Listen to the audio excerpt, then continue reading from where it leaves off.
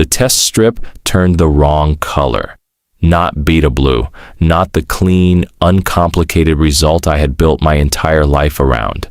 It turned gold, omega gold, and somewhere across the city, in a building that swallowed light and exhaled fear, a man I had never met stopped mid-sentence, lifted his head, and said nothing. Just breathed. Like something ancient and hungry had finally caught a signal it had been waiting years to find. I did not know that yet. I was still standing in my bathroom, staring at a strip of paper that had just rewritten every single thing I thought I was. 26 years. I had been a beta for 26 years, or so I thought. My name is Seo Jinu, and I have never been the kind of person who falls apart quietly. When things go wrong, I fix them. I make a list. I find the solution. I move forward. That is how I survived losing my mother at 14.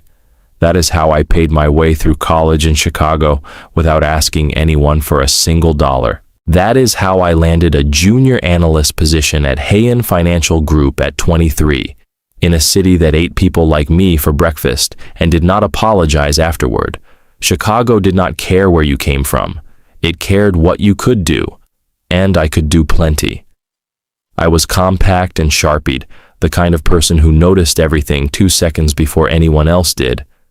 My supervisor, Manager Pio, once told me I had the instincts of someone twice my age. I took that as the highest compliment anyone had ever paid me, filed it somewhere close to my chest, and used it to push harder. I was not pretty in the soft, obvious way that turned heads in elevators, but I had a face that made people look twice on the second pass. High cheekbones, dark eyes that my mother used to say held the whole Han River in them on bad days, a mouth that smiled too little and pressed flat too often. Beta, registered beta since birth. That was the identity stamped on my ID card, my medical records, the little checkbox on every apartment lease and job application I had ever signed. No secondary scent, no heat cycles, no instinctual pull toward alphas or submission to pack hierarchy. Just Jinu, steady, self-sufficient, beholden to no one. Except now this little strip of gold paper was telling me that my entire identity had been a lie. I set it on the edge of the sink, picked it up again, read the instructions a third time, even though I had already memorized them on the first pass. Then I sat down on the cold tile floor in my work clothes at 6:47 in the morning and pressed the back of my hand against my mouth. Think, I told myself. Do not spiral. Think. The 8th Ohm secondary gender confirmation test was not standard. I had only bought it because of what happened 3 days ago at the office. The dizzy spell that came out of nowhere. The way the air in the elevator had suddenly felt too thick, too warm, too full of something I could not name. The way my skin had felt strange inside itself, like something was shifting beneath the surface. I had chalked it up to stress, overwork, skipping lunch 4 days in a row, but the dizziness had not stopped. And last night, for the first time in my life, I woke up at 2 in the morning with my heart hammering and a scent pouring off my own skin that I did not recognize. Sweet and deep and nothing like me. So I bought the test. And now the bathroom light was buzzing overhead and my hands were ice cold and the strip was still gold. What does this mean? It meant a doctor. It meant a formal reclassification. It meant suppressants, probably. Or at least a consultation. It meant paperwork and privacy clauses and telling my supervisor something I was not even ready to say out loud to myself yet. It meant that I had been walking through a world built on hierarchy and designation, thinking I stood outside of it, only to discover I had been standing inside it the entire time without knowing. I breathed in slowly through my nose, breathed out through my mouth. Okay, I said to the empty bathroom. My voice came out steady. That surprised me. I stood up, washed my hands, and straightened my collar in the mirror. My reflection looked exactly the same as it always had. Same jaw, same dark circles from too many late nights, same pressed white shirt and charcoal trousers. But something behind my eyes was different. Something had cracked open. And as I reached for my bag and my keys and told myself I would handle this the same way I handled everything else, I had absolutely no idea that the scent now threading off my skin like smoke from a slow fire had already begun traveling in ways I could not see or stop. The Heian Financial Group occupied floors 19 through 24 of the Lakeview Commerce Tower, a glass and steel structure that sat 2 blocks from the river and looked, on foggy mornings, like it was floating. I had loved this building once. The clean lines of it, the way it smelled of recycled air and ambition, the way everyone moved with purpose inside it, heads down, coffee cups in hand, the collective hum of people who believed that working hard enough could solve anything. I still loved it, but walking through the lobby that morning felt different. My skin felt alert, in a way it never had before. The lobby was full of the usual early crowd, security guards, junior staff, a cluster of analysts from the 21st floor arguing about a projection model near the elevators. I clocked all of it the way I always did, but something else was happening underneath my usual awareness, a new layer of sensation that I had no framework for yet. The air felt textured. The scents in the room were suddenly distinct in a way they had never been before. Coffee, cleaning solvent, someone's cologne from 10 feet away. And underneath all of it, something warmer, something that made the back of my neck tighten in a way I could not explain. I pressed the elevator button and kept my face neutral. Seo Jinu. I turned. Kwon Dae-jung was walking toward me with a folder tucked under his arm, and his usual expression of mild superiority arranged across his face. He was a senior analyst, 3 years ahead of me, broad-shouldered and alpha-designated, the kind of man who filled a room with his presence whether he intended to or not. We had a functional working relationship built entirely on mutual professional respect and an unspoken agreement to stay out of each other's way. "You look pale," he said, stopping beside me. "Good morning to you too." "I mean it. You sick?" "No." The elevator arrived. I stepped in. He followed, because of course he did. His floor was 22. Mine was 21. We rode up together in the compressed silence that characterized most of our interactions. Then it happened. He shifted his weight, turned his head slightly in my direction, and I watched, in real time, as something moved through his expression that I had never seen there before. A flicker, a tightening around his eyes. His nostrils flared once, barely perceptible, and then his jaw went hard. He did not say anything, but he took one slow step to the left, putting distance between us. My chest went cold. He knew, or his body knew, the way alpha biology operated on instinct before the brain caught up. He had caught something in the air, and it had changed the entire geometry of the elevator without a single word being spoken. The doors opened on 21. I stepped out without looking at him. "Jinu." His voice was low, careful. I paused without turning around. "See a doctor," he said. "Today." The doors closed. I stood in the hallway for exactly 4 seconds. Then I walked to my desk, set my bag down, and opened my laptop like nothing had happened. My hands did not tremble. My face did not change, but my mind was running at full speed behind the stillness, cataloging everything, calculating, trying to understand what I was now dealing with and how fast I needed to move before it moved on its own.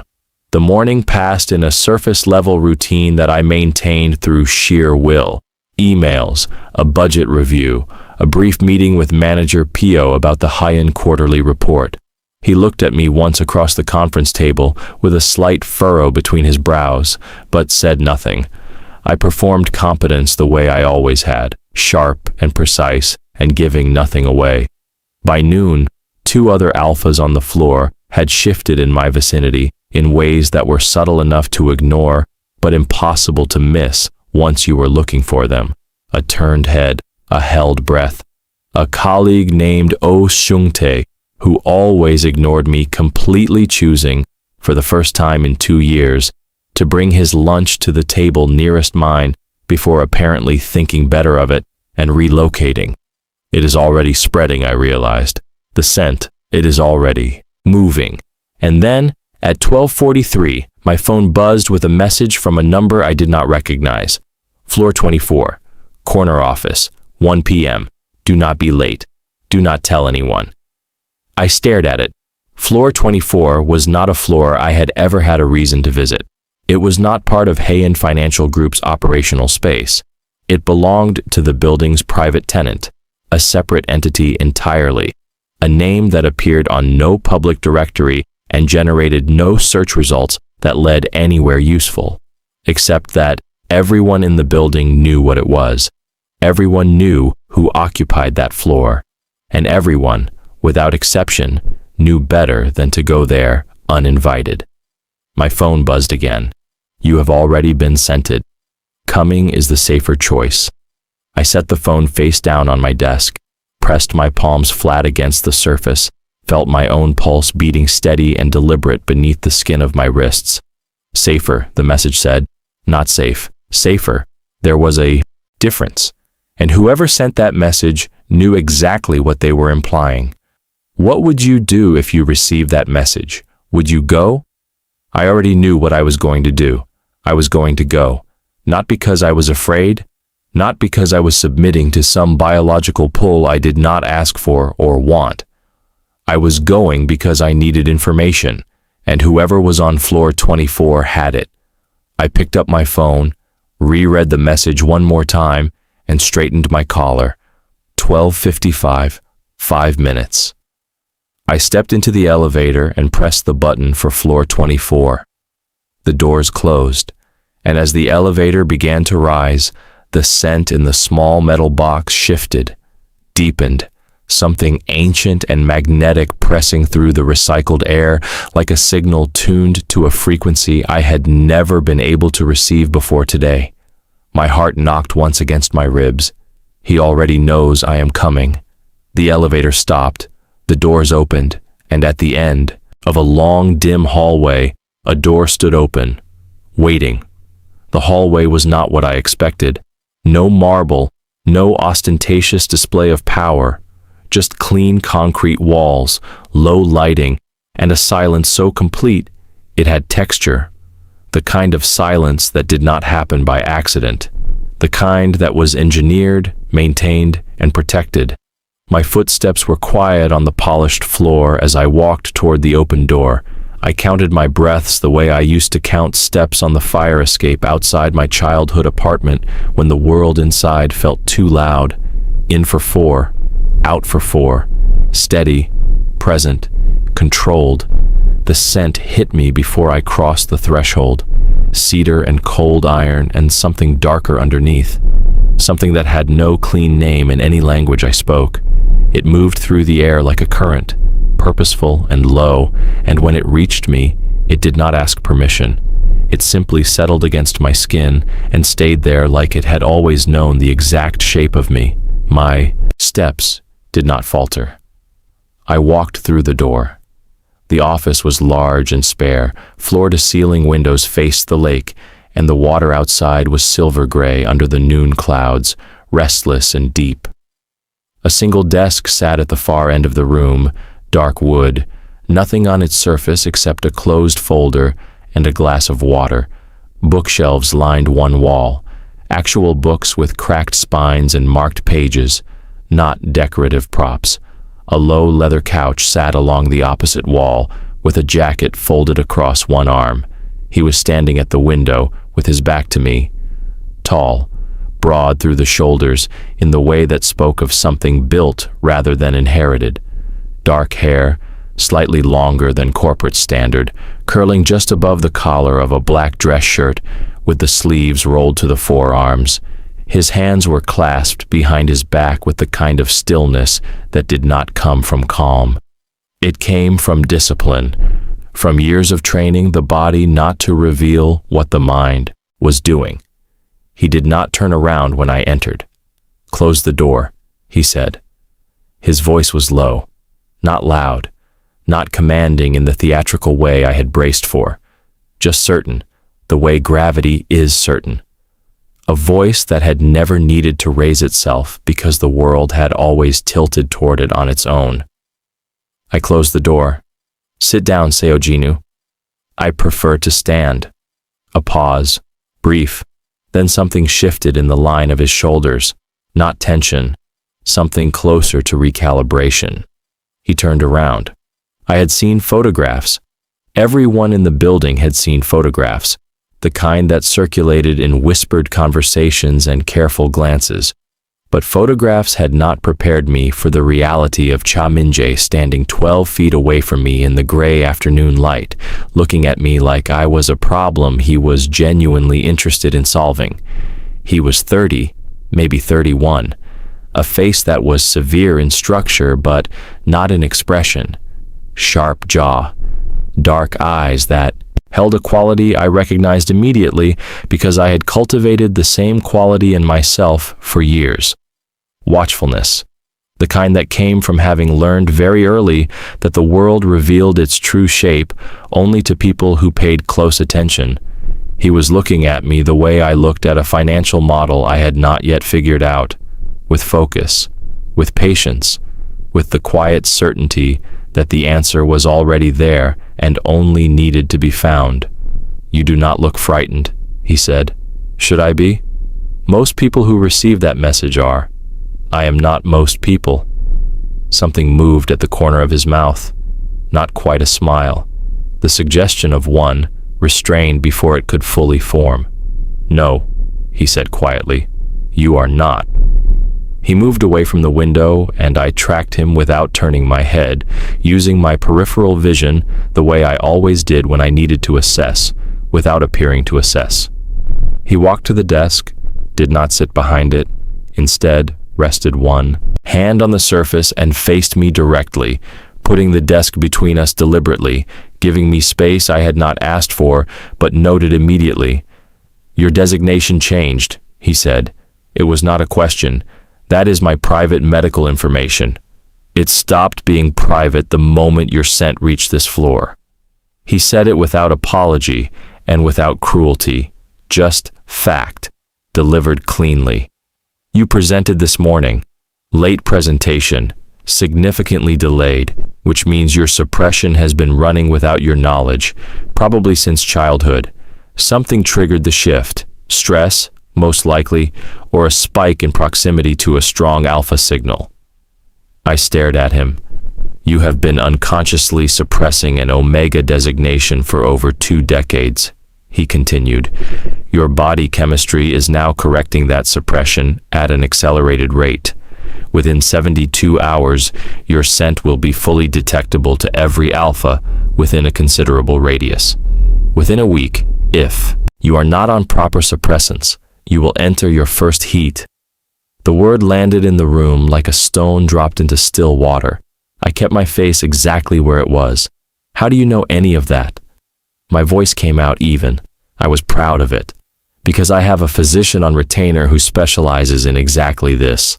And because," he paused, and something in his expression shifted in a way that was almost imperceptible, a tightening, a restraint applied to something that wanted to move. "Your scent reached me through a closed elevator shaft and 2 sealed doors. That does not happen with a standard presentation." Silence filled the space between us. He was still looking at me with that same focused, patient expression. But underneath it now, barely visible, barely there, was something else entirely, something raw and carefully caged. He scented me, I realized, and it did something to him. The thought did not make me feel small. It made me feel dangerous. "What do you want from me?" I asked. He was quiet for 3 full seconds. "Right now," he said, "to keep you safe until you understand what you are dealing with." "And after right now?" He picked up the folder from the desk and held it out toward me. I did not move to take it. His arm stayed extended, patient, waiting. "Read it first," he said. "Then ask me that question again." What was inside that folder, and why did his hand tremble, just slightly, as he held it out? I crossed the room and took it. Not because he told me to, because I wanted the information inside it more than I wanted the satisfaction of making him wait. The folder was heavier than it looked. I opened it standing up, right there in the middle of his office, and started reading. He did not tell me to sit. He did not hover. He moved to the window again and gave me his back, which I recognized as a deliberate gesture, an alpha removing himself from the visual field of a newly presented omega, reducing pressure, calculated consideration dressed up as casual distance. I read anyway. The first page was a medical summary. Clinical language, precise formatting, the kind of document produced by someone who understood both biology and discretion. It outlined what Cha Min-jae had already told me, the suppression, the late presentation, the accelerated correction timeline. But it went further. It named the specific compound found in my last routine blood panel, a panel taken 8 months ago at my annual physical, a synthetic beta stabilizer that did not belong in any naturally occurring human biology. I stopped, read that line again. Synthetic beta stabilizer, not a natural hormone fluctuation, not a biological anomaly, something manufactured, something introduced. My jaw tightened. I turned to the second page. It was a chain of records, medical authorizations spanning back 23 years, my name at the top, but the signatory at the bottom was not mine. The signature belonged to someone I recognized with a familiarity that lived in my chest like a splinter. Park Sung-ho, my mother's second husband, the man who entered our lives when I was 3 and exited them loudly and permanently when I was 11. The man I had not thought about in 15 years. The man who, according to the document in my hands, had been paying a private medical practice in Evanston to administer quarterly suppressant doses disguised as standard pediatric vitamins from the time I was 3 years old until I turned 18 and aged out of the pediatric system entirely. The room did not spin. I did not let it. But something behind my sternum cracked open with a silence that was somehow louder than any sound I had ever heard. "He knew," I said.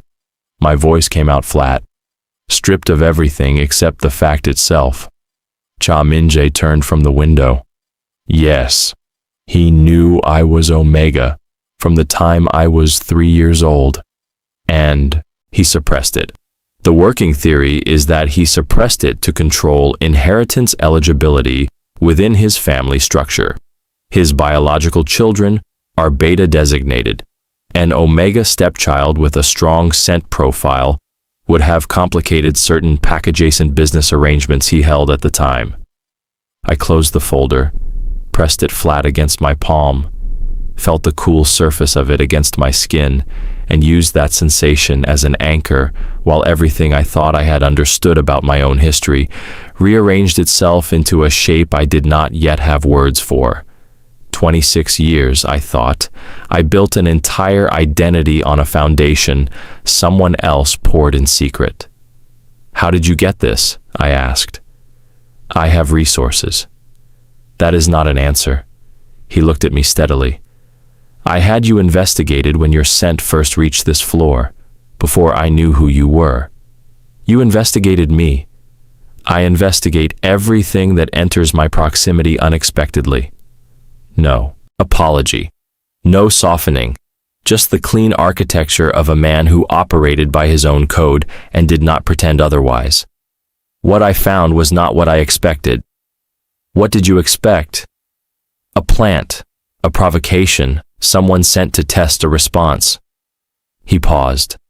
"What I found was a person who had been deceived so thoroughly and for so long that even their own biology had been kept from them. That changed the nature of the situation." I set the folder on his desk, turned to face him fully. "Let me be clear about something," I said. I appreciate the information, genuinely. I needed it, and you had it, and I will not pretend that does not matter. But I want you to understand something about how this conversation is going to go from here." He said nothing, watching. "I am not a complication you need to manage. I am not a liability that wandered into your orbit.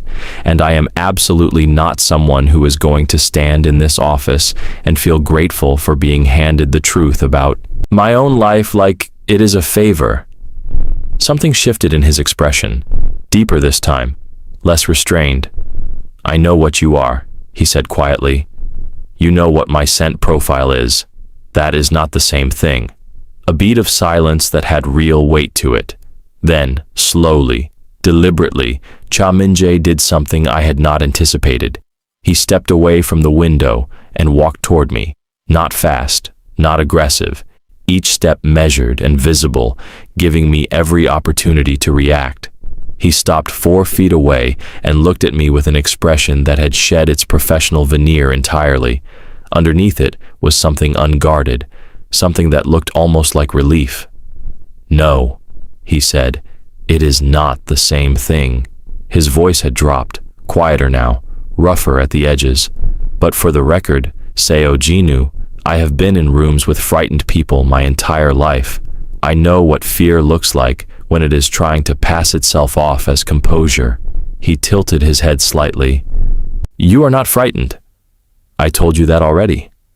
"I know. I believe you now." The air between us was doing something I had no category for yet. His scent was still there, cedar and iron and that nameless dark current, and my newly unlocked biology was responding to it in ways my mind was rapidly cataloging and filing under things to examine later when I was alone and could afford to be honest with myself. "There are people who know your scent changed," he said. "Not just in this building. The Heian Group has affiliations I suspect you are not fully aware of, and those affiliations include individuals who will recognize what a late-presenting Omega with a scent profile this strong represents to certain hierarchies."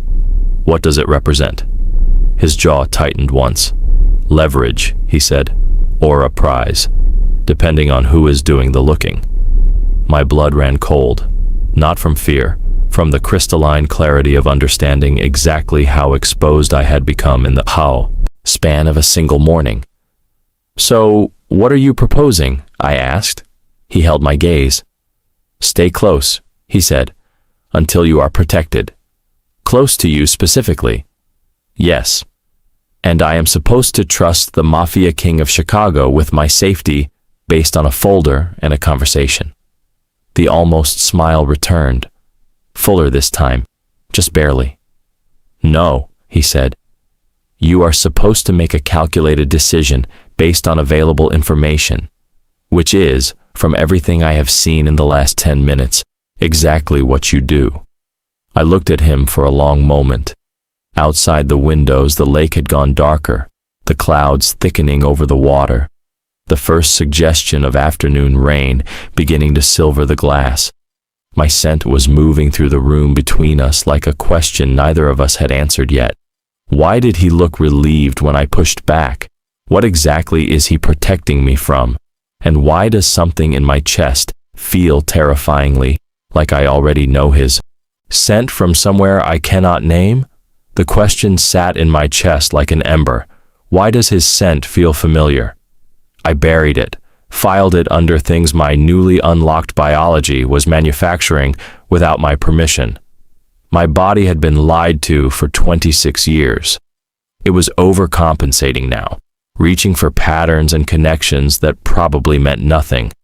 I was not going to trust a feeling I had owned for less than 6 hours. I looked at Cha Min-jae and made myself see him clearly.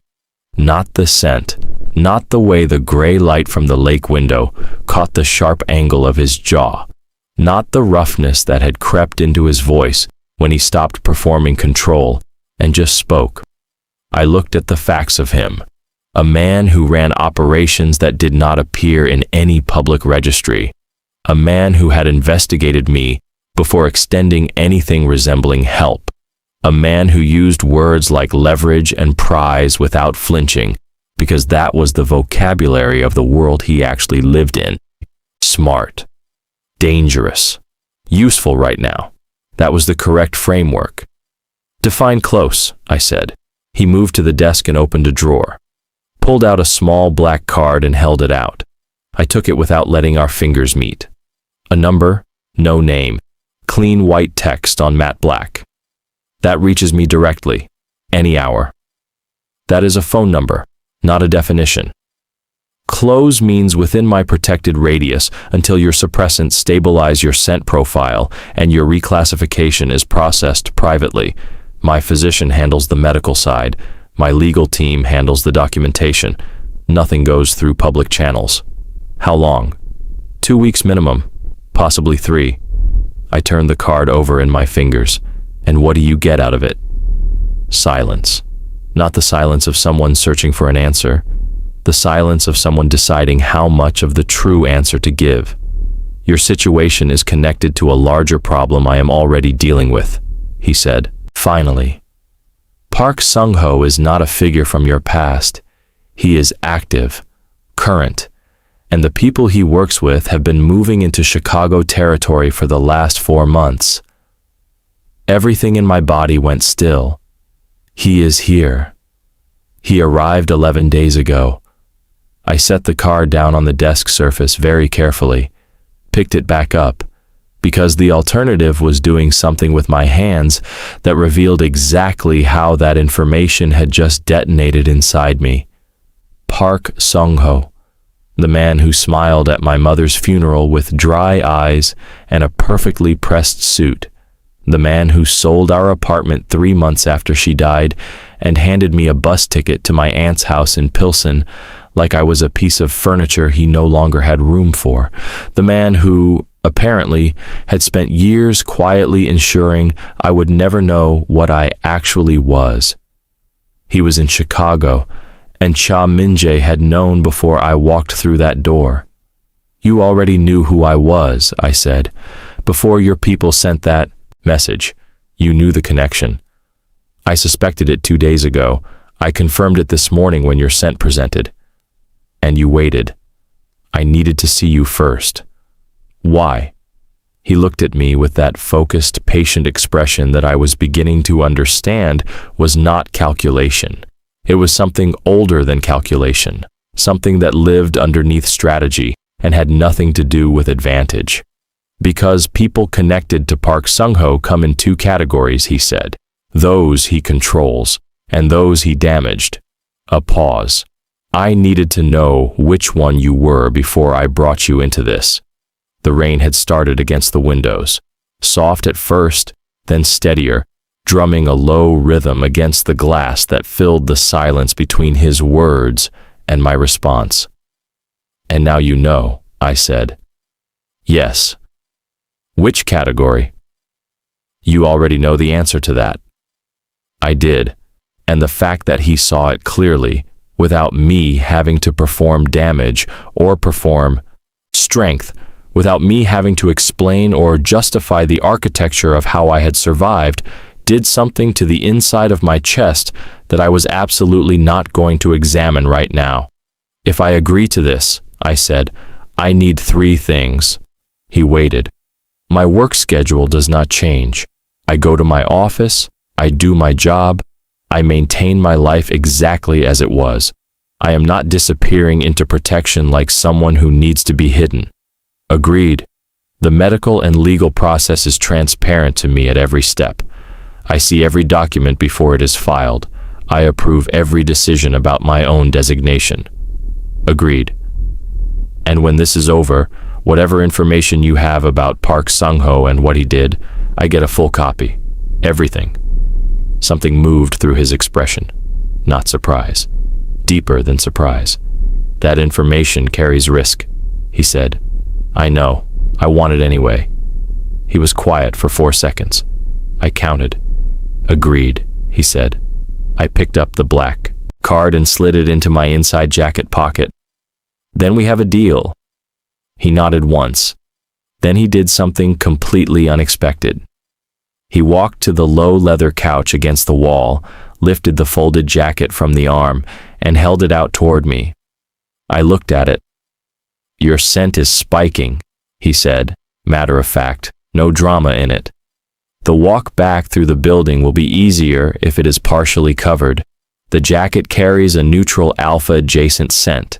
It will read as association rather than presentation to anyone you pass." I stared at the jacket for a moment, then I took it, pulled it on. It was warm, and it settled across my shoulders with a weight that felt infuriatingly like something I did not have a clean word for. His scent wrapped around me immediately, cedar and iron and that dark current that had no name. My jaw tightened. "This is practical," I said. To him, to myself, to the part of my biology that was currently behaving like it had just found something it had been looking for across a very long distance. "Yes," he said. His voice had gone quieter again, that rough edge back underneath it. "Completely practical." He was not looking at the jacket. He was looking at me wearing it. And for just one unguarded second, before discipline slammed back into place across his expression, I saw it again. That thing I had caught earlier, raw and caged and enormous. I turned toward the door before my face could respond to it. "I will call if anything changes on my end," I said. "Jinu." I stopped. He had not used just my name before. Something about the way it landed in the air without the formality of my full name felt like a door opening somewhere neither of us had planned. "There are 2 men in the lobby," he said. "Gray coats. They arrived 18 minutes ago and have not moved. Do not take the main elevator. My assistant will show you the service exit." I processed that without letting it show on my face. Someone was already in the building, already watching. 11 days since Park Sung-ho arrived in Chicago, and the net was already tightening around something he thought still belonged to him. Around me. I squared my shoulders inside his jacket and walked to the door. Who sent those men? And how long had they been watching before today? The service corridor was narrow and smelled of concrete and electrical wiring, and the particular staleness of spaces that existed purely for function. Chaminje's assistant was a compact man named Shin Woo-jin, young, quiet, with watchful eyes and the kind of stillness that told me he had seen considerably more than his age suggested. He did not explain anything. He simply appeared at the side door of the office, gestured once, and moved. I followed. We went down 2 flights of stairs, through a door that required a key card, and into a corridor that ran parallel to the building's main artery. The fluorescent lighting was sparse. Our footsteps were the only sound. Woo-jin moved ahead of me at a pace that was fast without appearing urgent, the practiced gait of someone who understood that running attracted attention and steady movement did not. My mind was working the whole time. 2 men in gray coats, lobby level, stationary for 18 minutes. Not security, because building security wore uniforms and moved. Not police, because police did not stand still in pairs near elevator banks without identifying themselves to front desk staff. Not corporate, because corporate operatives did not arrive at a financial building at midday with nothing in their hands. Surveillance or collection. The distinction mattered enormously. Surveillance meant I had time. Collection meant someone had already made a decision about me that I had not been consulted on. Woo-jin stopped at a steel door at the end of the corridor and pressed his card to the panel. The lock disengaged with a soft click. He pushed it open and held it, looking back at me for the first time since we left the office. "Car is at the curb," he said quietly. "Black. Driver is Han Seo-kyun. He knows where to take you." I did not agree to a destination. "Mr. Cha's physician, you agreed to the medical process." I had. I filed the reminder without resentment because it was accurate, and I did not have the luxury of pride right now. I looked through the open door. The service exit led out onto a narrow side street, a slice of Chicago gray between 2 buildings, rain coming down in a thin, steady curtain. The black car was there exactly as described, engine running, exhaust curling white in the cold air. I looked back at Woo Jin. "The two men in the lobby," I said. "Does Mr. Cha know who sent them?" Something moved behind Woo Jin's careful eyes. He has a strong working theory. "Park Sung-ho." He did not confirm it. He did not deny it. He simply held the door open and waited with the patience of someone who had learned that silence was its own kind of answer. I walked through. The rain hit me immediately, cold and precise, finding the back of my neck and the thin skin of my wrists where the jacket sleeves did not quite reach. I crossed the narrow street in 8 steps and reached the car as the rear door opened from inside. The driver, Han Seok-hyun, was older, mid-50s, silver at his temples, and a face that had been rearranged at least once by something that was not an accident. He caught my eyes in the rearview mirror as I got in and gave me a single nod that communicated more than most people managed with full sentences. The door closed. The car pulled out smoothly. I watched the building disappear behind us through the rain-streaked window and felt the particular kind of vertigo that came not from movement, but from the sudden understanding that the life I had organized so carefully this morning no longer had the same borders it did yesterday. My phone buzzed. Min-jae. The name appeared without a title or a number now, already changed in my contacts by some quiet efficiency I had not initiated. I stared at it for a half-second before opening the message. "Lobby men are Sung-ho's. They photographed you through the front glass at 11:42 a.m. before you came upstairs. They have your face on a new scent profile. I read it twice. They had photographed me before I even knew I was being watched. Before Min-jae's message, before the elevator, before any of this had a shape I could work with, which meant the timeline I had been constructing in my head was wrong. They had not come because my scent changed this morning. They had come because someone had been monitoring for exactly this moment, waiting for my suppression to break, prepared for it. This was planned, I realized. Someone knew the suppressants would fail eventually. Someone has been waiting. My fingers moved across the screen. How long have they been watching me? His response came in under 10 seconds. "We think 4 months, since Sung-ho arrived." 4 months. I had been living my Chicago life, taking the same train, eating at the same 2 restaurants near my apartment in Logan Square, working my same hours, completely unaware that someone had been tracking the biological clock of a designation I did not even know I had. The car moved through the rain-soaked streets, and I sat with that knowledge and let it settle into me without flinching. Because flinching did not help, understanding helped. Mapping the full shape of what I was dealing with helped.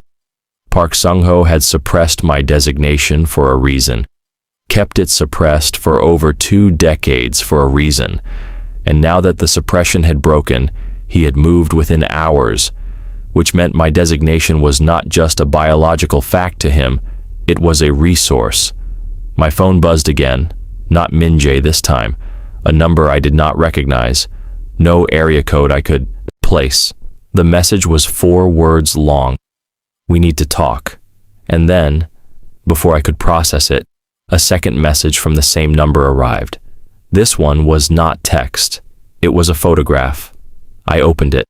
The image was grainy, time-stamped 3 years ago, taken in what looked like a private dining room somewhere I did not recognize.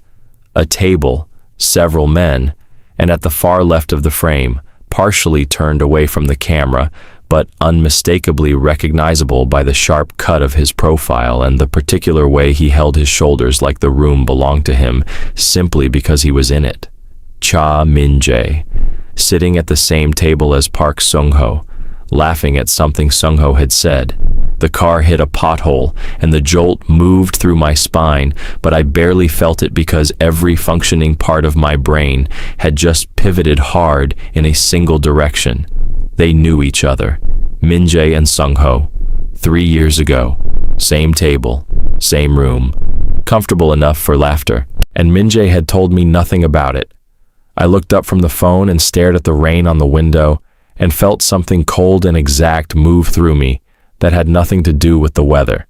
The deal I made upstairs, the jacket on my shoulders, the physician waiting at an address I did not choose.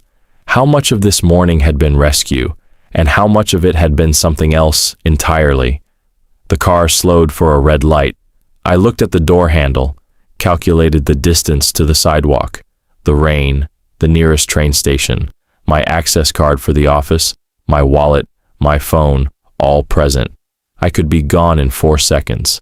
Disappeared back into the city I knew how to move through alone before this car reached wherever it was taking me. My hand moved toward the handle. Then my phone buzzed one more time. Minjae again. I know what you just received. I know what it looks like. Do not run before I can explain. Please. The word sat on the screen between us like something that had cost him considerably more than he would ever admit. Please. I had not taken Cha Minjae for a man who used that word. My hand stayed on the door handle for 3 full seconds. The light turned green. What was at that table 3 years ago? And was the man who just said, please, the same one who put me in this car? I let go of the door handle, not because of the please, not because some newly awakened biological instinct was pulling me toward his scent like a compass finding north. I let go because running blind was tactically stupid, and I had never in my life made a decision based on fear when I could make one based on information instead. But I did not put the phone down. I typed with one hand, eyes still on the rain-blurred window. You have 4 minutes to start talking. After that, I make my own decision about this car. His response came in 90 seconds. Not a message. A call. I picked up. The photograph is from 3 years ago. His voice was level, but underneath it, something was pulled tight. A meeting I attended under a different capacity than I currently hold. Sungho was one of 11 men at that table. I did not know at that point what he was, what he had done. But you know now. I have known for 14 months, and in those 14 months, you did not think his connection to me was worth mentioning before you put me in a car. A pause. Honest this time, not strategic. I did not know you were connected to him until 2 days ago, he said. When your scent first came through the ventilation on my floor, I ran a proximity check on everyone in the building. Standard protocol. Your name came up clean. No flags. No known affiliations. Another pause, shorter. Then I ran deeper, and Sungho's suppression records surfaced. Your name was buried in them under a medical alias. Jinu, I found out who you were 40 hours ago. I processed that against the timeline, against the photograph, against the weight of his jacket still sitting across my shoulders, carrying his scent into my skin. Who sent me that photograph? I said. Someone who wants you frightened enough to run. Because a frightened, isolated, newly presented Omega with no protection and no suppressants is considerably easier to collect than one who is currently under my roof. The word collect landed in my stomach like a stone. Sungho, I said. His people. Yes. They would rather you distrust me and disappear into the city alone. You would be in their hands before midnight. The car was slowing. Through the rain, I could see a residential street, narrow and tree-lined, the kind of quiet Chicago neighborhood that existed 3 blocks from noise and felt like a different city entirely. Gray stones with dark window frames, a wrought iron gate, a small brass plate beside the door that said nothing except a number, the physician's address. I am not asking you to trust me, Minjae said. His voice had shifted again, that rough edge underneath it that appeared when the performance dropped away. I am asking you to stay inside the car for 30 more seconds and let Seokyun open your door instead of opening it yourself in the middle of moving traffic. The car stopped 2 seconds ago. I know. I can see you. I looked up sharply, scanned the street through the rain-streaked glass. Then I found it. A dark car parked 20 meters ahead, engine off, No visible movement inside, but the faint amber of a phone screen visible through the driver's window. He had followed, or arrived ahead. Either way, he was here. I got out of the car. The rain hit me again, cold and immediate. I walked directly to his car and pulled open the passenger door and got in before he had finished processing the fact that I was moving toward him instead of away. The interior of his car was warm. The scent hit me like a wall, concentrated and close, cedar and iron, and that dark current that my body recognized with a certainty that bypassed every rational objection I had lined up and ready. I ignored all of it and looked at him directly.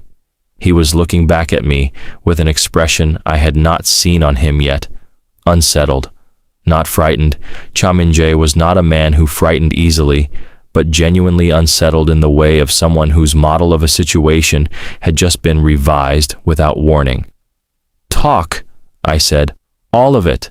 The table, Sungho, the 14 months, why you are personally sitting on a residential street in the rain instead of sending Wu Jin."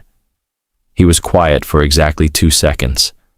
Then he turned to face me fully, and I saw him make a decision in real time. The kind of decision that lived in the jaw, in the set of the shoulders, in the moment a person stops managing what they reveal and simply opens the door. 3 years ago, I was building a coalition, he said, territory consolidation across 4 Midwest cities. I needed capital partners who moved quietly.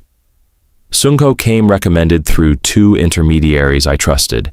He presented as a legitimate private equity operator with PACA-adjacent holdings. The meeting was preliminary. I walked away from it within a week because something in his operation did not align. What did not align? The way he talked about omegas. Minjae's voice was flat now, factual in the way of someone who had learned to carry a specific disgust without letting it interfere with function. Not as people, as inventory items on a balance sheet. I have operated in violent spaces my entire life, Jinu. I have never once treated designation as a commodity. He did, casually, without awareness that it was something worth hiding. A muscle moved in his jaw. I ended the conversation and removed him from my network, but I did not investigate him further until 14 months ago, when one of his former associates surfaced in connection with a trafficking operation we were already dismantling. The rain on the roof was steady and close, making the inside of the car feel sealed off from the rest of the city. "How many?" I said. He knew what I was asking. 11 confirmed cases.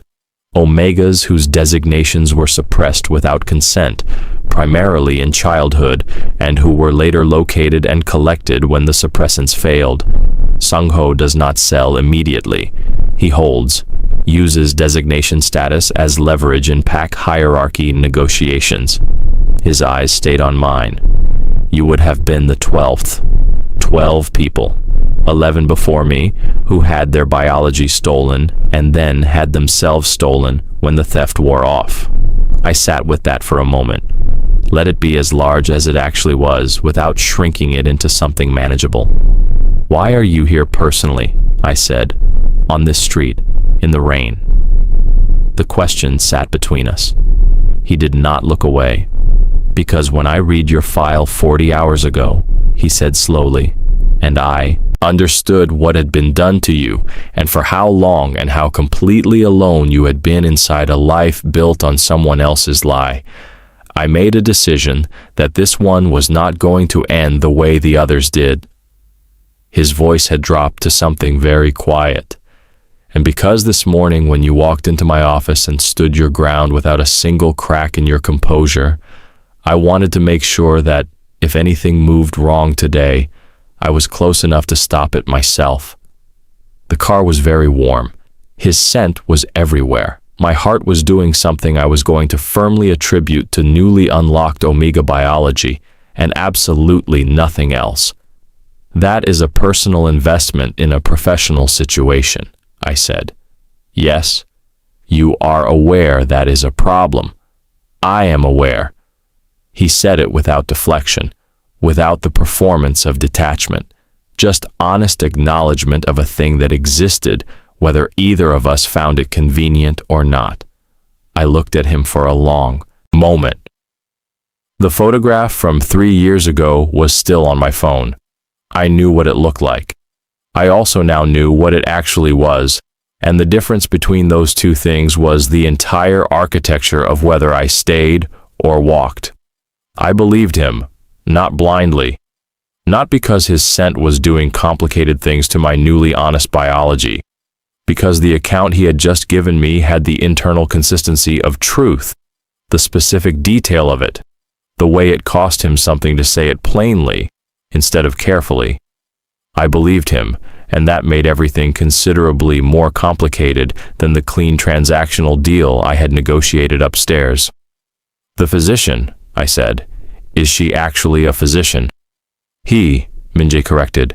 "Dr. Lim Chang-soo, 15 years in Omega Endocrinology, no affiliations outside my network, completely trustworthy." I nodded once, reached for the door handle. "Jinu," I paused. "The suppressants will take 48 hours to stabilize. Your scent profile, until then your heat cycle is 42 to 72 hours from presenting." His voice was careful now, precise, giving me information the way someone handed over something fragile. "You should not be alone tonight." I turned my head and looked at him. "I have been alone my entire life," I said. "I know." His eyes held mine, and something in them ached in a way that had no business being there between two people who had known each other for less than 2 hours. "That does not mean you have to be tonight." The rain came down. My hand stayed on the door handle. He knew about 11 others. He chose to be here for the 12th, and somewhere in the space between those two facts was a truth I was not ready to name yet, but could already feel taking shape. I walked into Dr. Lim's office alone. That was the compromise. Minji stayed in the car. I went in, got the consultation, received the suppressants, maintained every inch of my autonomy through the entire clinical process. Dr. Lim Chang-soo was exactly what Minjae had described. Quiet, precise, professional in the way of someone who understood that his patients were often arriving from complicated circumstances and did not need additional weight added to what they were already carrying. He confirmed everything the folder had outlined: the synthetic stabilizer, the accelerated correction timeline, the heat window. He gave me a suppressant protocol, a secondary medication to manage the transition symptoms, and a small case containing everything I needed for the next 72 hours. He asked 3 times if I had any questions and answered all of them without hedging. I was back in the car within 40 minutes. Minjae was on the phone when I got in. He ended the call immediately, which I noted but did not comment on. He looked at the case in my hands, and something in his shoulders released a tension he had probably not been aware he was carrying. "Good," he said. "Functional," I said. "Drive." He drove. We did not go to the building. He took us north along the lake, through the early afternoon traffic that moved in the particular sluggish way of Chicago rain days, and I watched the water through the passenger window and let the silence sit without filling it. The suppressants were already in my system. Dr. Lim had administered the first dose before I left. Within 6 hours, my scent would begin pulling back. Within 48, it would stabilize into something that read as present but controlled, unthreatening to the wrong people, safe or safer. That word again. "Where are we going?" I said. "Somewhere Sungho's people do not have eyes." "Which is where specifically?" "My residence, North Shore." I turned from the window and looked at him. "That was not part of the agreement." "The agreement was protection until your scent stabilizes. My building downtown has 3 known points of observation currently active. My North Shore property has none." He kept his eyes on the road. "I am not making a personal suggestion. I am making a security assessment. Those 2 things are not as separate as you are presenting them." A pause. "No, he said. They are not. At least he did not pretend. I turned back to the window and made the calculation cleanly. The risk of exposure downtown against the risk of proximity to a man whose scent my body was currently treating like a compass bearing. Both were real. One could get me collected by people who viewed my designation as inventory. The other was complicated in ways that were manageable as long as I stayed clear-eyed. One night, I said, until the first suppression checkpoint at 48 hours. Agreed. We drove north. His residence was not what the word Mafia King conjured. No gates with armed guards, no ostentatious display of impenetrability. It was a house set back from the road behind mature trees, understated from the outside, the kind of structure that revealed its true scale only once you were inside it. Stone and dark wood and large windows that looked out over a private stretch of lake frontage where the water was almost black in the rain. It was quiet in the way that his office had been quiet, engineered, protected. I walked through the front door and felt the house settle around me like something that had been waiting. Woo Jin appeared from somewhere interior, took my wet jacket, which was actually Minjae's jacket, and disappeared again without a word. A housekeeper I did not catch the name of showed me a room on the second floor with a window that faced the water, clean lines, a bed that looked like it understood the concept of rest, a bathroom with actual towels folded by someone who had opinions about precision. I set my case on the dresser and stood at the window and watched the rain move across the lake surface in shifting curtains. My phone had been quiet since the car. No. More messages from the unknown number. No activity from the Sungho-adjacent contact who had sent the photograph. Either they had pulled back or they were regrouping. Neither option was comforting. I changed out of my damp work clothes into the spare set I kept in my bag out of a long-standing habit of never being caught unprepared. Sat on the edge of the bed. Took the second medication Dr. Lim had prescribed, the one for transition symptoms, and felt it begin to work on the low-grade heat in my skin within 20 minutes. The house was quiet. Too quiet. I went downstairs. Minjae was in the kitchen, not performing domesticity, just standing at the counter with a cup of tea and his phone face down beside him, looking out the window at the rain on the lake. He had changed too. Dark sweater, no jacket, the formality of the office entirely gone. He looked younger without the architecture of his professional context around him, and more dangerous somehow, the way predators were. More dangerous when they were relaxed.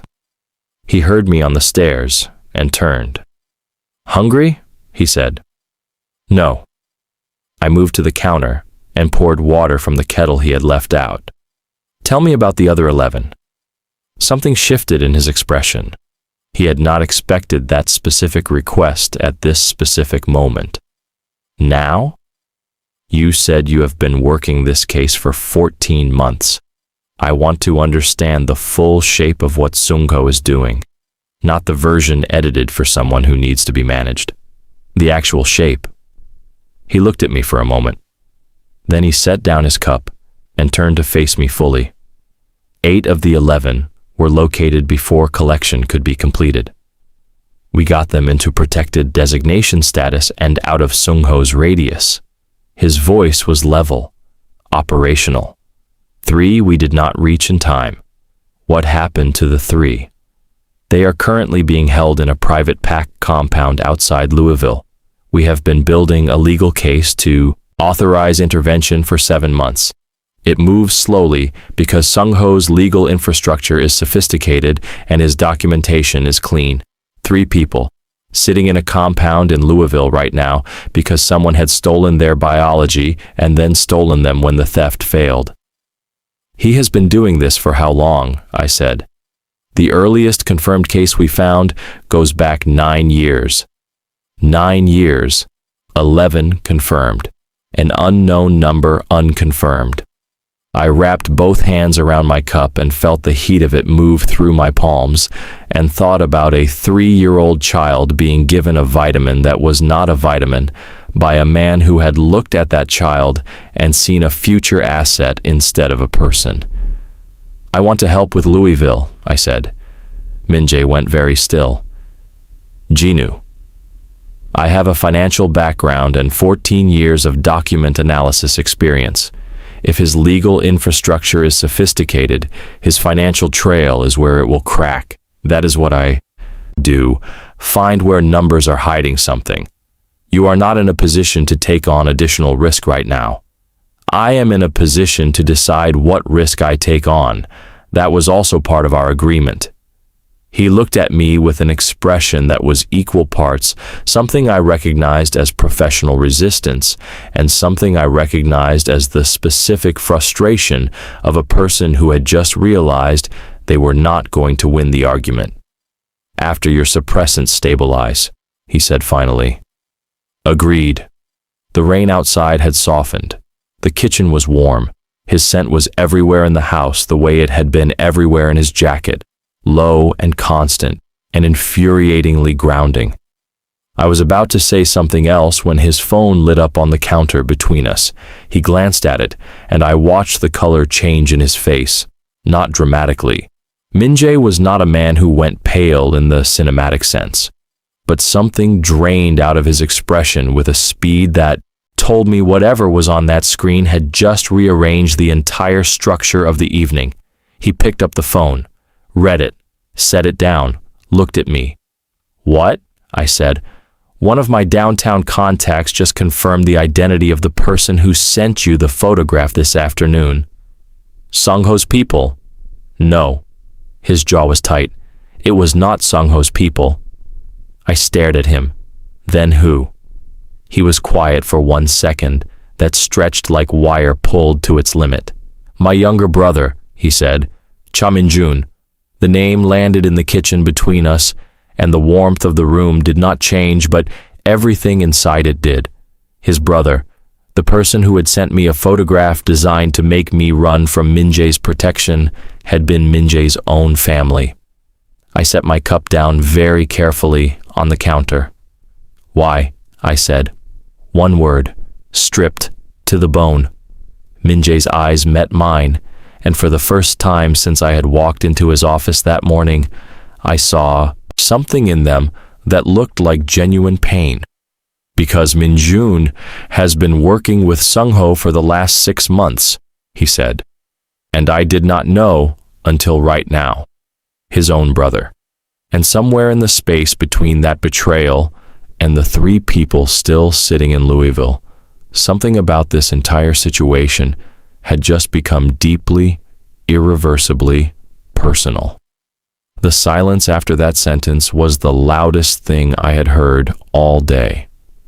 Min-jae did not move, did not reach for his phone, did not perform the kind of controlled reaction I had come to recognize as his default setting when information arrived that required processing.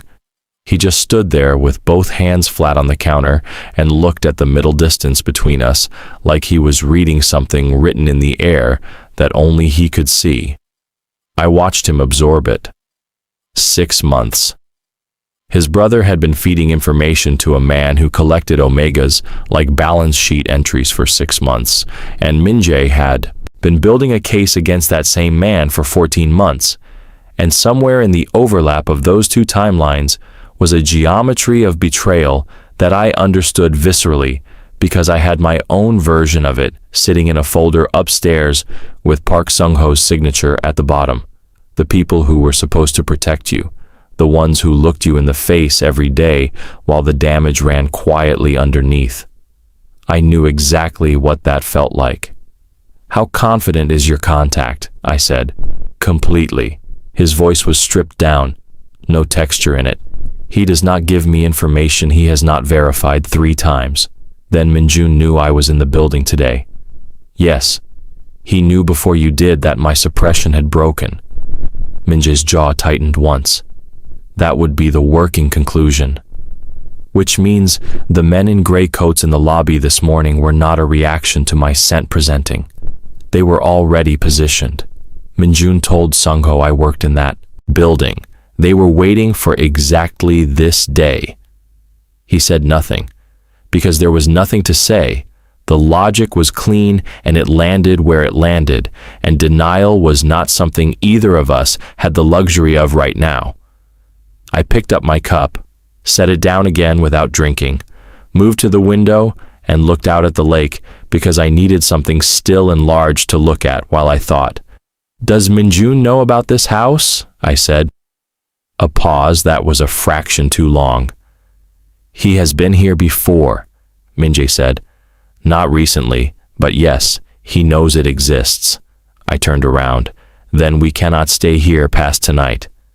Something moved through his expression, not argument, recognition. The particular look of a man who had already arrived at the same conclusion and was experiencing the specific pain of having it confirmed by someone else. "I have a secondary location," he said. "Woo Jin is the only person who knows it, not Minjun, not anyone connected to the downtown operation." "How long to arrange the move?" 2 hours. "Then we have 2 hours. I moved back to the counter and picked up my phone. "I need your complete financial documentation on Sungho. Everything your team has compiled in 14 months. Bank records, shell company structures, property holdings, any transaction trails your analysts flagged but could not fully trace." He looked at me. "You said after your suppressants stabilized." I said I would help after they stabilized. I did not say I would wait to start. I held his gaze. "You have 3 people sitting in Louisville right now. Your brother just handed your primary target a significant operational advantage. Whatever timeline you were working on for the legal case, it just compressed. So give me the documents." 3 seconds of silence. Then he pulled his phone from his pocket and made a call. 2 sentences in Korean, brief and precise. He ended it and looked at me. "Woo Jin will have everything on a secure drive within 20 minutes. Good." I sat down at the kitchen table and opened my own laptop from my bag because I had carried it out of the office that morning on instinct, and right now, instinct was proving to be the most reliable thing I had. Minjae did not sit. He moved through the kitchen with the contained restlessness of a man whose stillness had been disrupted at its foundation, making tea he probably did not want, checking his phone, standing at the window for 30 seconds before moving again. I tracked him in my peripheral vision and said nothing because I recognized that kind of movement. It was what grief looked like in a person who did not know how to hold it yet, not grief for Sungho. Grief for Minjun, for the version of his brother he thought he had. 20 minutes passed. Woo Jin arrived from somewhere in the house with a small secured drive and set it on the table beside my laptop without a word. I plugged it in, entered the access credentials Minjae gave me, and opened the first file. The financial architecture of Park Sungho's operation was, as Minjae had said, sophisticated. Layers of shell companies across 4 states, legitimate-looking holding structures with clean paperwork on the surface, transaction flows that moved through 3 or 4 intermediary accounts before reaching anything that looked like a final destination, the kind of structure built by someone who understood that the most dangerous paper trail was one that looked like it was not hiding anything.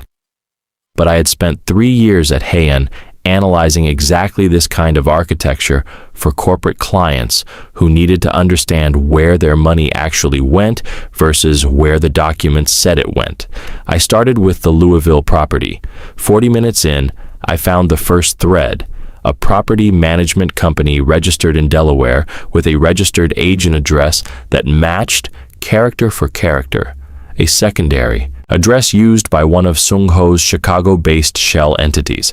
The kind of match that only appeared if you were looking at both documents simultaneously, which most investigators would not do because the connection between the 2 companies was buried under 4 layers of intermediary registration. "Here," I said. Minjae was beside me in 3 steps.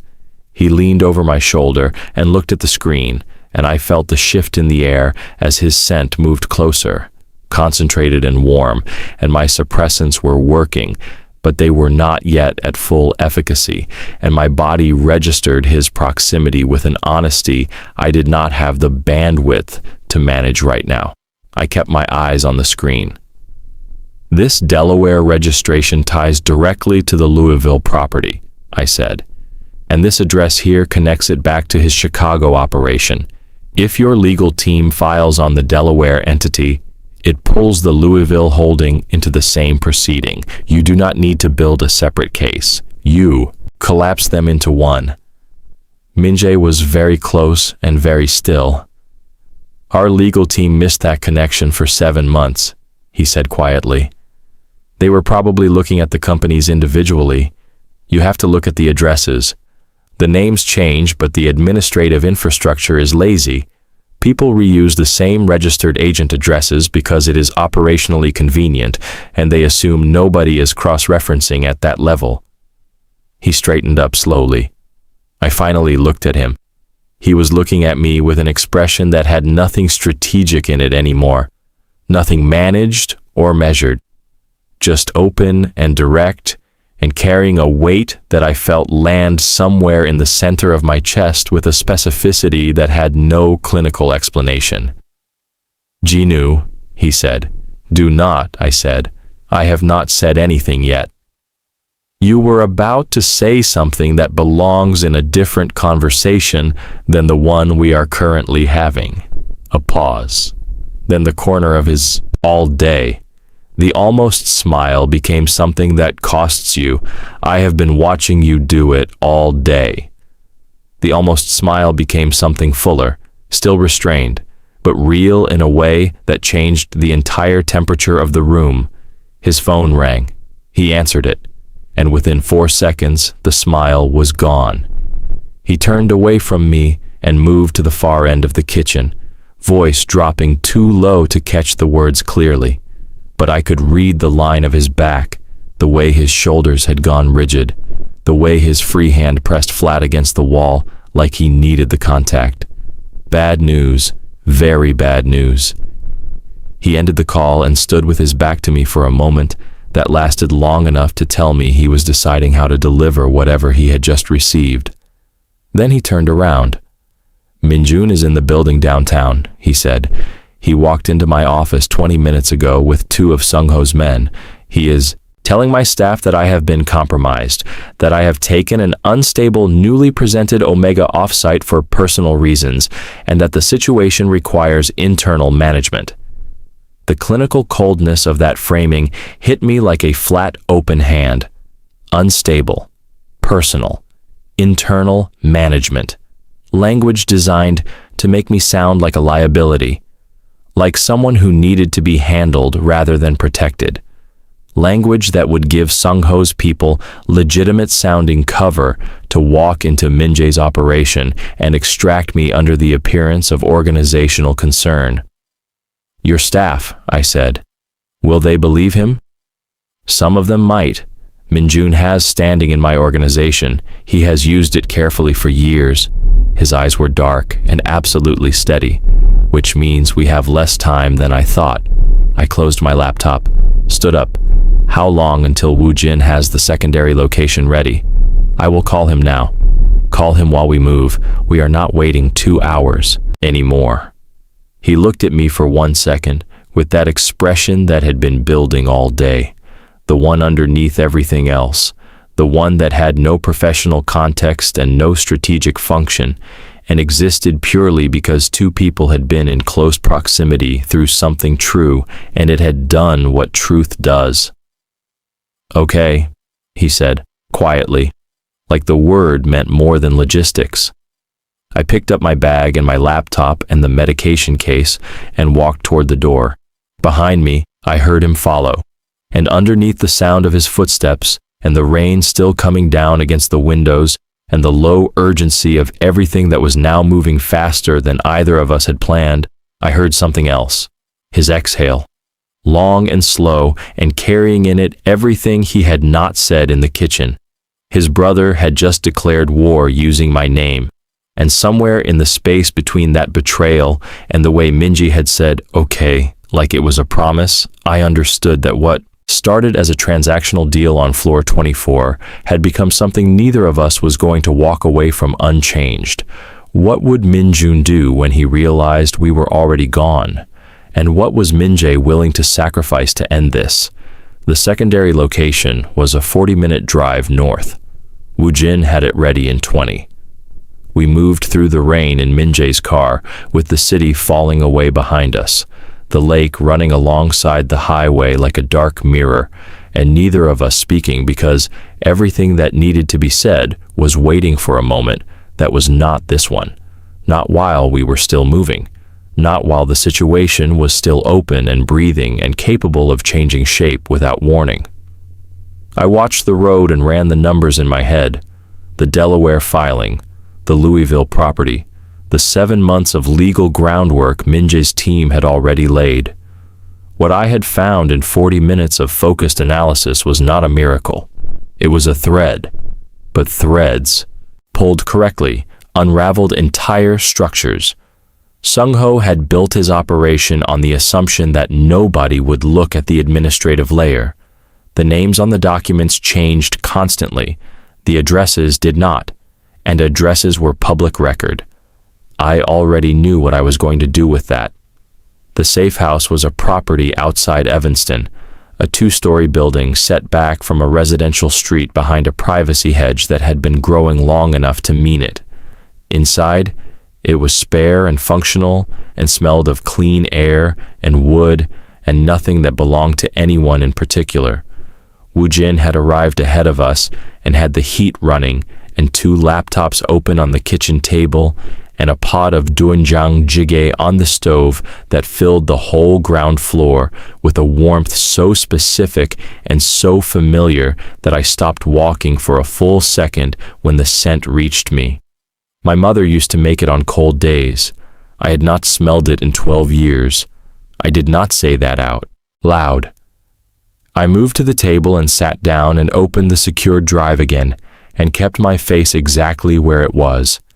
Minjae came in behind me, spoke briefly to Woojin in a low voice, and then Woojin left, and it was just the 2 of us and the rain against the windows and the soup on the stove. Eat first, Minjae said. I am working. The filing cannot be submitted tonight regardless. Eat first. I looked up. He was already at the stove, ladling soup into 2 bowls, with the matter-of-fact efficiency of someone who had decided that this was the next necessary thing and was simply doing it. No performance, no attempt to make the gesture mean something it did not need to announce. I closed the laptop. He set a bowl in front of me and sat across the table with his own, and for a few minutes we just ate. The soup was good, simple and direct and exactly right for the temperature of the evening and the weight of the day, and I ate all of it without realizing I was going to, until the bowl was empty. Minjae watched me finish with an expression he was not bothering to manage anymore. Your brother? I said. What are you going to do? He wrapped both hands around his bowl. Talk to him, before anything else. Regardless of what he has done, I talk to him first. He handed Sung-ho operational intelligence on your protection case. I know. That is not a small thing. I know that too.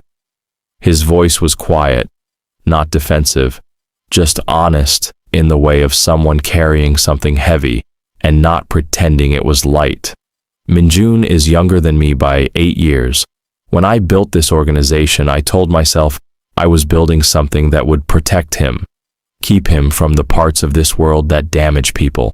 A pause. I was not paying close enough attention to see that something damaged him anyway. Just from the inside, I looked at him across the table. That is not your fault, I said. No, but it is my responsibility. The rain had softened outside, dropping from a steady drum to something quieter and more persistent. The kitchen light was warm. His scent was here the same way it had been everywhere today, cedar and iron and that current underneath. But sitting across a table from him with empty soup bowls between us, it did not feel like pressure anymore. It felt like weather, like something that simply was. My suppressants will be stable in 36 hours, I said. Yes. After that, the immediate physical risk drops significantly. Yes. And the Delaware filing, once I complete the cross-reference documentation, gives your legal team enough to move on Louisville within 72 hours. I can have it ready by tomorrow afternoon. He was watching me with that focused, patient expression, the one I had spent all day learning to read underneath. Jinu, he said, I am outlining the operational timeline. I know what you are doing. Then let me finish. You are building a structure, he said, around every reason why what happens after this is logical and transactional and contained, because the alternative is acknowledging that today was not just operational for either of us, and that frightens you more than Sungho does. The directness of it landed in the room without apology. I held his gaze. I have been Jinu the Beta for 26 years, I said. I do not know yet who Jinu the Omega is. I do not know what I want or what I am capable of wanting in a way that I can trust. My biology has been running a lie this entire time.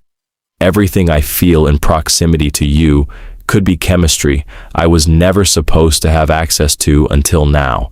How am I supposed to know the difference between what is real and what is just my body catching up to itself? Silence.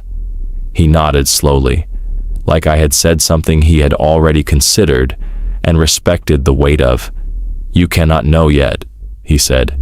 That is honest. I am not asking you to know. He leaned forward slightly, elbows on the table, and looked at me with nothing in his expression except the plain truth of what he was about to say. I am asking you to stay. Not because of biology. Not because of the case or the protection arrangement or anything transactional. Because today you walked into a room where most people break and you did not break. You negotiated. You analyzed. You pushed back on me 4 separate times, and you were right every time.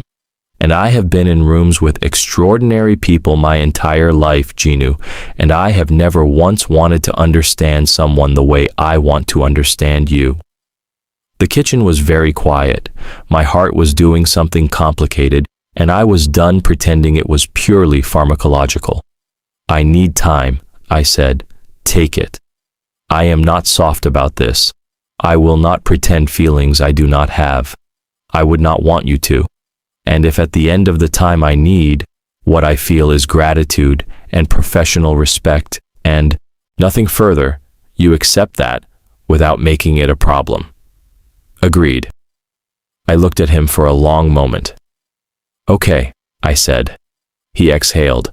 Then I picked up both empty bowls and carried them to the sink, because somebody had to, and I needed something to do with my hands while the decision I had just made settled into the correct place inside my chest.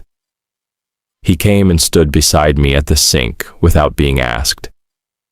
We washed the bowls together in the quiet kitchen with the rain outside and said nothing, and the nothing was the most honest conversation I had managed all day. 3 days later, the Delaware filing went through.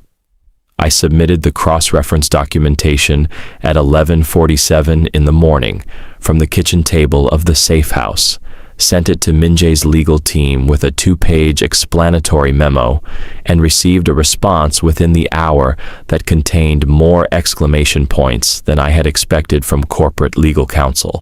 The Louisville intervention was authorized within 48 hours. All 3 people were removed from the compound and placed in protected designation status before the end of the week. Sungho's legal team filed 4 emergency motions to block the proceedings. All 4 were denied. The Delaware entity collapse worked exactly the way I had mapped it. Once the first layer fell, the rest of the structure came down in sequence, with the particular inevitability of something that had been waiting for someone to find the right thread. Minjae handled Minjun personally. I was not in the room for that conversation, and I did not ask for a full account. What I knew was that it lasted 4 hours, that Minjun had been coerced rather than simply bought, that Sungho had leverage over him that Minjae had not known existed, and that the outcome was a formal separation from the organization paired with a private arrangement that gave Minjun a way out of Sungho's reach. It was not clean, forgiveness that real never was, but it was a beginning. My reclassification was processed privately through Dr. Lim's office. My new designation documentation arrived on a Thursday morning in a plain envelope with no return address. I sat with it for a long time before opening it. Then I opened it, read my own name on the official paperwork above the word Omega, and felt something unknot in my chest that I had not realized had been pulled tight my entire life. Not because the designation itself mattered more than the person carrying it. Because for the first time in 26 years, what the documentation said about me was true. My suppressants stabilized on schedule. My scent settled into something that Dr. Lim described as distinctively strong for a late presenter, which he said with the careful professional neutrality of someone who understood that the person sitting across from him was fully aware of what that meant in proximity to a specific alpha and did not require it spelled out. I moved back to my Logan Square apartment 2 weeks after the safe house. Minjae drove me. He carried nothing inside because I did not ask him to, and he understood the difference between presence and overreach. He stood on the sidewalk in the cold November air, with his hands in his coat pockets, and looked at the building with the expression I had learned to read as him, thinking something he was deciding whether to say. "The case closes formally next week," he said. "I know, your legal team copied me on the filing. After that, there is no operational reason for regular contact. I know that too." He looked at me. I looked back at him on the sidewalk outside my apartment building in Logan Square, with the November sky going gray above the rooftops and the last of the leaves coming down from the trees lining the street, and I thought about a bathroom floor at 6:47 in the morning and a gold test strip and 26 years of a life built on someone else's lie. I thought about the folder, the soup, the way he said please through a car window in the rain like it cost him everything he had. I thought about what I had said at the safe house kitchen table. I need time. He had given it to me, every day of the 2 weeks, present when I needed information or company, gone when I needed space. Never pushing, never performing patience as a strategy, just actually being patient, which was an entirely different thing and considerably rarer. "Come upstairs," I said. He went still. "Not as protection detail," I said. "Not as operational contact. Just come upstairs. I will make tea and you can tell me something about yourself that has nothing to do with any of this. Something ordinary." Something moved across his face, slow and enormous and carefully contained, the way his emotions always moved, like they were too large for the space available and had learned to travel quietly to avoid damage. "I collect maps," he said, "old ones, cartography, before satellite imaging. I have 43 of them." I stared at him. "That is the most unexpectedly human thing you have said to me. You asked for ordinary." I did. I picked up my bag. "Come upstairs and tell me about the maps." He followed me inside. The building door closed behind us, and the street noise dropped away, and we walked up 2 flights in a silence that had none of the weight of the day we had met and all of the warmth of everything that had happened since. In my kitchen, I put the kettle on. He sat at my small table and looked around the apartment with the quiet attention he gave everything, and said nothing critical and nothing performatively complimentary. Just looked, like he was learning the shape of my life and finding it genuinely interesting. I set 2 cups on the table and sat across from him. "Tell me about the maps," I said. So he did. And outside, the November rain came down soft and steady over Logan Square, and the tea went. Warm between our hands, and Cha Min-jae talked about cartography with something in his voice I had never heard there before, something unguarded and unhurried and entirely his. And I listened. And somewhere in the space between his words and the rain and the ordinary warmth of two people sitting across a kitchen table from each other, I felt the last piece of the lie that had shaped my entire life quietly dissolve.